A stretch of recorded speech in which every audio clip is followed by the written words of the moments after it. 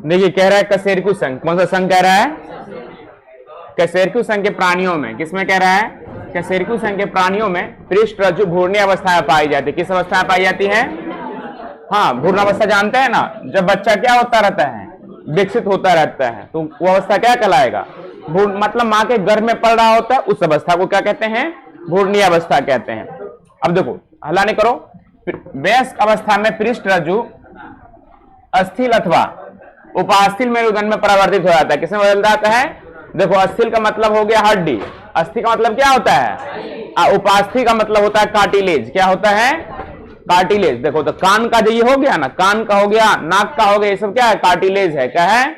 इस कारण क्या होता है? कान उन मुड़ता है ना, पर हाथ का ये सब हड्डी हो गया ना, ये सब ये मुड़ेगा यहाँ से, बीच से मुड़िया की, ज्यादा मुड़िया की टूट जाएगा, वो नहीं टूट जाएगा, है कि नहीं? तो कार्टिलेज क्या, चुप रहो, कार्टिलेज मुलायम होता है और लचीला होता है। क्या होता है? मुलायम होता है और लचीला होता है, ठीक है।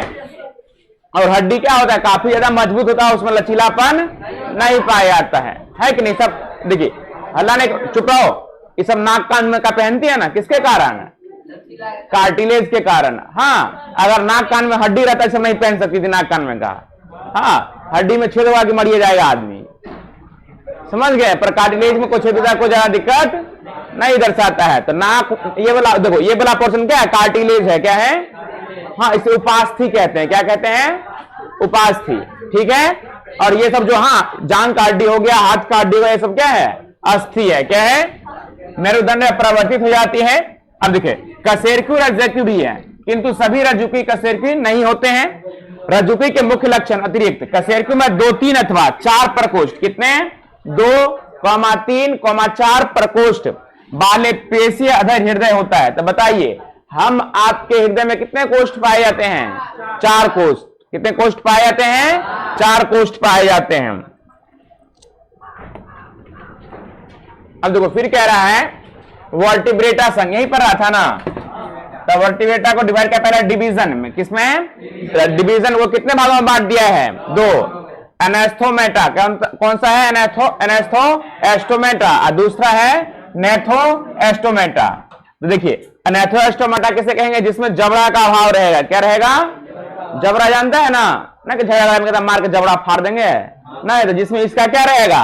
अभाव रहेगा, ठीक है। और दूसरा इसमें क्या रहेगा? जबड़ा क्या रहेगा? उपस्थित रहेगा। तो देखो, एनेस्थोएस्टोमेटा को एक के वर्ग कौन सा है? साइक्लोएस्टोमेटा, कौन सा है?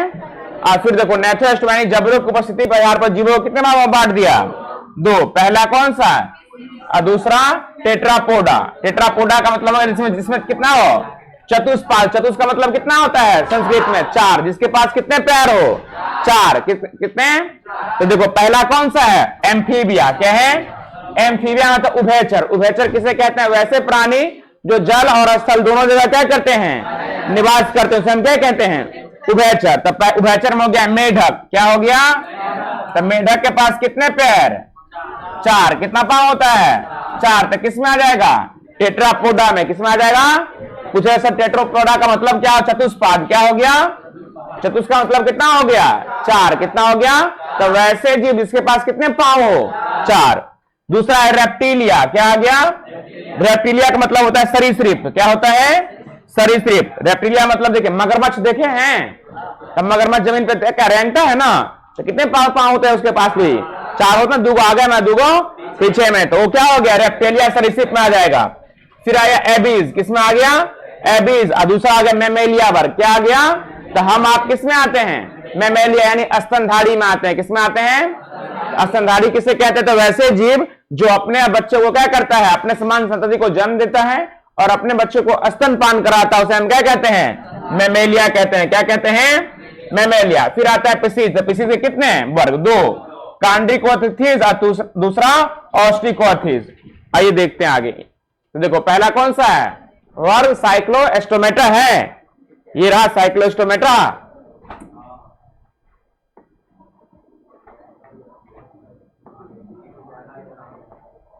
दूसरा देखो कौन सा है? कांडिकोथिस। ये रहा, ये वाला जिसमें सारकुर्क आ जाएगा, है ना। तीसरा कौन सा है? ऑस्टिकोथीज। कौन सा हो गया?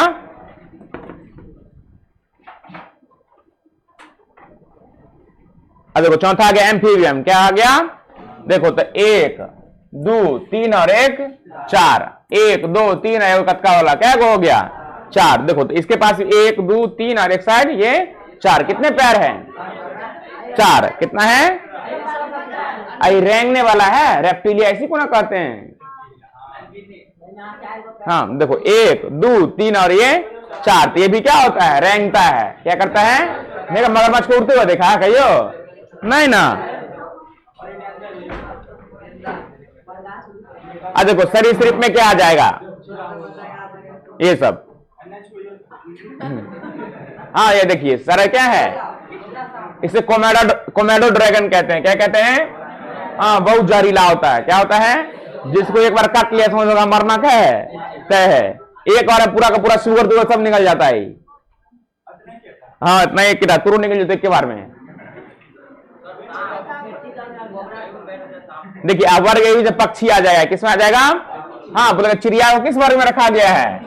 एबीज वर्ग में। हाँ जानता है नहीं सबको। हाँ उल्लू हो गया। ये क्या है? आई क्या है? किंगफिशर। देखिए सारे किसके उदाहरण है? एबीज वर्ग के। किसके हैं? अब देखो स्तनधारी का मतलब क्या हो गया? पहले तुम लोग शुरुआत में इसने था, हाँ अब ऐसा हो गया धीरे धीरे।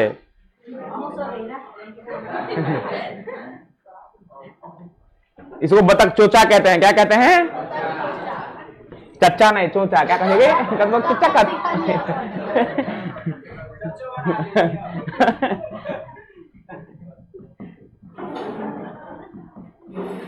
लिखो यहां से। तो देखो पहला कौन सा है वर्ग? साइक्लोएस्टोमेटा। क्या है? साइक्लोएस्टोमेटा। तो देखो ये जो जीव दिख रहा है ना इस टाइप का, सांप की तरह नहीं दिख रहा है। तो ये जीव क्या किस वर्ग के हैं?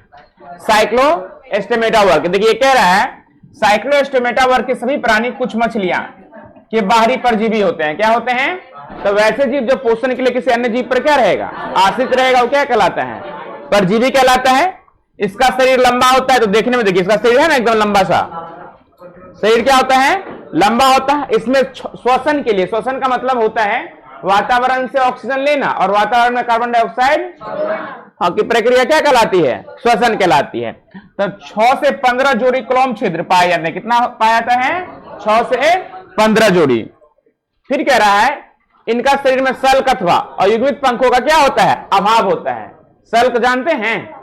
हाँ मछली होता है ना, देखिए मछली में जब छिलिएगा छिलका से पतला पतला उसमें क्या निकलता है? छिलका निकलता है, उसे सल्क कहते हैं। क्या कहते हैं? सल्क। जैसे कि रेहू हो गया। क्या हो गया? रेहू हो गया, जीरा हो गया, कमलकाट हो गया। भोकड़ा मछली से होता है कि नहीं? नहीं तो देखिए उसके पंखड़ी रहता है कि नहीं पतला पतला उसके ऊपर से जब मलाह छिलता है तो। हाँ पर देखिए अनही मछली हो गया। क्या हो गया? अनही मछली, उसमें कोनो सल्क नहीं पाया जाएगा। गैंची होगा, गैंची मछली देखा है ना, उसमें कोनो सल्क। बुआरी उसमें होता है पर छोटा छोटा होता है, उसमें बहुत कम मात्रा में पाया जाता है। तो देखिए उसी पर इसमें भी क्या देखिए किसी प्रकार का सल्क इसमें नहीं पाया जाता है। फिर देखो साइक्लोएस्टोमेटा में बिना जबड़े का चोषक तथा वृत्ताकार मुख होता है। देखो साइक्लोएस्टोमेटा में क्या होता है? जबड़ा नहीं पाया जाता है। क्या होता है? जबड़ा नहीं पाया जाएगा। कपाल तथा मेरुदंड क्या होते हैं? उपस्थित, मतलब सर रहता है। ये कपार हो गया, ये वाला देखो ये वाला पार्ट क्या हो गया? सर। पर इसमें मेरुदंड क्या होता है? नहीं पाया जाता है। उदाहरण हो गया देखो पेट्रोमाइजोन। क्या हो गया? हाँ जैसे लैम्प्रे कहते हैं। क्या कहते हैं? आया हो गया मैक्सिन। क्या हो गया? इसे हेडफिश कहते हैं। क्या कहते हैं? अब देखो कह रहा है साइक्लोएस्टोमेटा समुद्री होते हैं। क्या होते हैं? समुद्री होते हैं, किंतु जनन के लिए अलवणीय जल में प्रवास करते हैं। देखिए प्रवास का मतलब होता है जब कोई व्यक्ति एक जगह से दूसरे जगह जाता है उसे हम क्या कहते हैं? इसलिए बिहारी को प्रवासी मजदूर कहा जाता है। क्या कहा जाता है? प्रवासी मजदूर का मतलब हो गया जब हमें अपने राज्य या अपने गांव या अपने समाज के अंतर्गत रोजगार नहीं मिलता है तो हम पलायन करते हैं एक जगह से दूसरे, एक राज्य से क्या करते हैं? दूसरे राज्य या एक देश से दूसरे देश जाते हैं कमाने के लिए। तो उसका मतलब क्या होगा, वो क्या कहलाएगा, प्रवास कहलाएगा। क्या कहलाएगा, प्रवास। हाँ देखिए, एक बार बिहारी, जो हम आप बिहारी कहलाते हैं, हाँ कहां गया कमाने के लिए, बंबई। क्या हो गया, बंबई। हाँ, वहां का सरकार ने आदेश दिया कि ट्रेन पहुंचने से पहले इस ट्रेन को क्या कर दो, वापस कर दो। क्या कर दो, माने एक को बिहार खूब पीटा बढ़िया से, पहले भरपेट मारा, फिर उसी ट्रेन में बैठा दिया, फिर बाहर भेज दिया, बोला कि हमारे स्टेट में कमाने के लिए जगह नहीं है। तो अगर आप सही से नहीं पढ़ेंगे, हाँ, तो आपका भी जिंदगी वैसा ही नरक हो जाएगा।